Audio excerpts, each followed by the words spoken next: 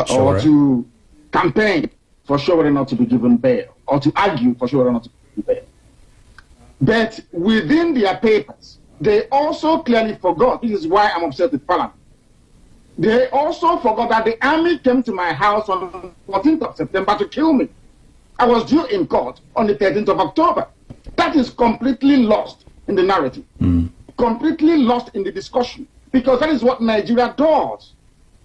They get you where they want you to be, then they spend a lot of money convincing the media, trying to intimidate them into publishing their own version of the story. Now, I think in the case of Showore, the area, or should I say the topic, that should be the fact that he was granted unconditional bail, and that was not true. Now, one of the charges against him was this idea that he insulted the president.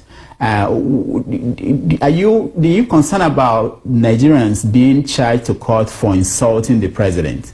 And are you worried about that? I am not worried. The same charge was not against.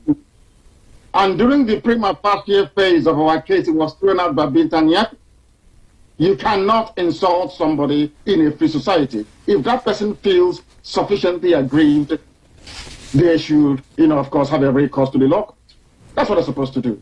You cannot, there is nobody called a president. There is no office that is called the office of the president being occupied now by Jubil, of course, in the name of Muhammad Buhari, that is somehow sovereign.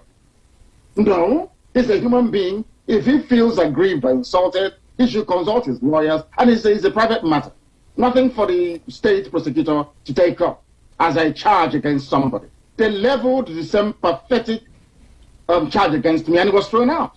All I could have done was to make reference to my case and to say that some nonsense was brought up during my case, and it was dismissed because it has no basis in law. But that is the thing about them. Both the judiciary, which I blame, the Nigerian judiciary is a complete and utter mess. They preside over this injustice, legalized injustice.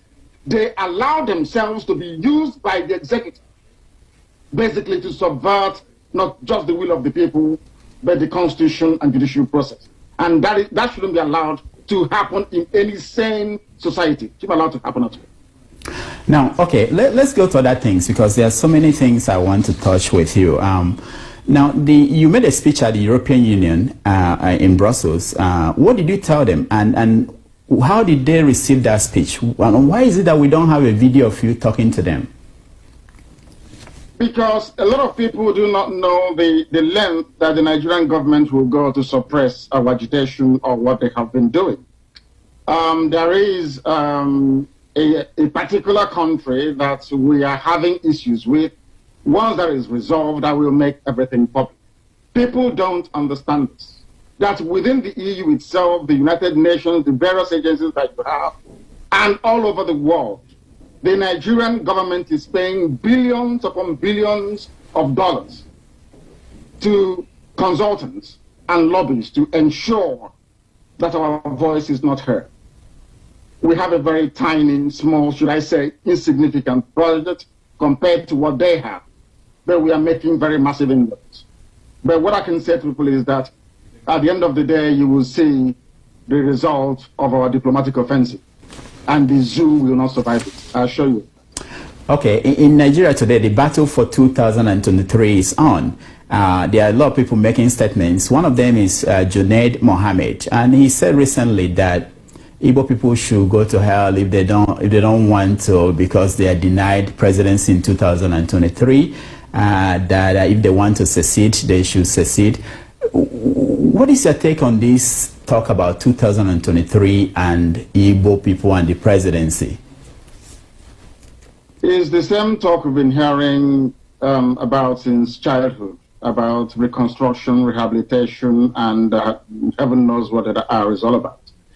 It's the same thing about the youths of today are the leaders of tomorrow. The same garbage, the same nonsense that never comes to fruition. Anybody thinking that the Fulani cabal will relinquish power to the south come 2023 is not only deluded, but may have the need to see a psychiatric, doctor, because they're not well mentally.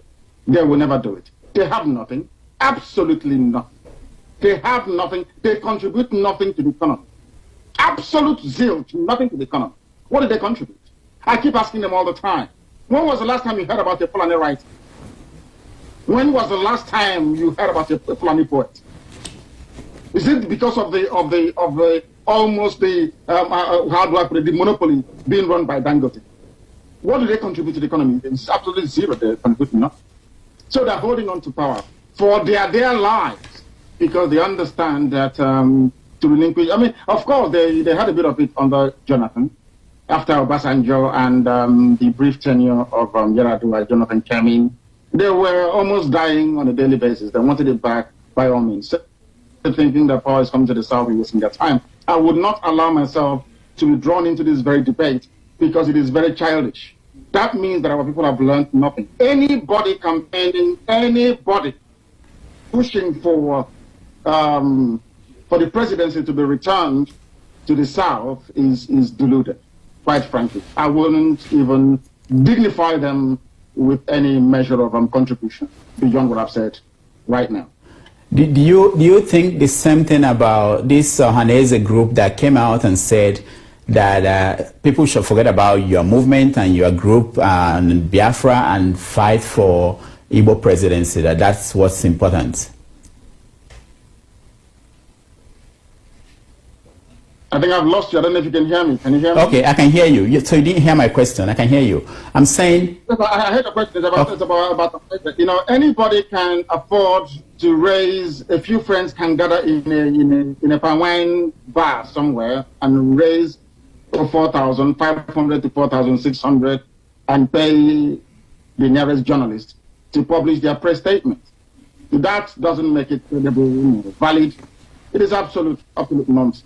Nobody in their right mind, I repeat, nobody in their right mind will even contemplate the possibility of...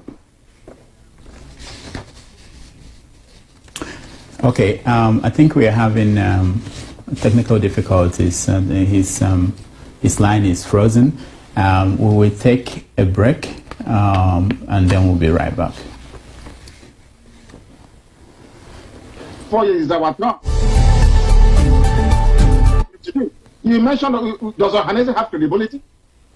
Okay. Who talks about Ohanese? Do they have any credibility at all? Can they convene a meeting, even a local meeting? Anybody will answer? No, of course we won't go there. Because they know that they are just a front, or should I say an extension of the Fulani Caliphate in our land. They do not matter. Nobody takes them seriously. And quite frankly, I'm even shocked that you're raising this very matter. Because Ohanese doesn't exist. They don't exist on the page of newspapers. All right. They have no credibility on the ground. All right. We are running out of time. Let me ask you one more question about Senator Ike Ekweremadu and what happened to him in Germany. I know you've had time to reflect on the treatment he received from some activists, Biafran activists. Do you think that he got the right treatment, and did that treatment advance your goal?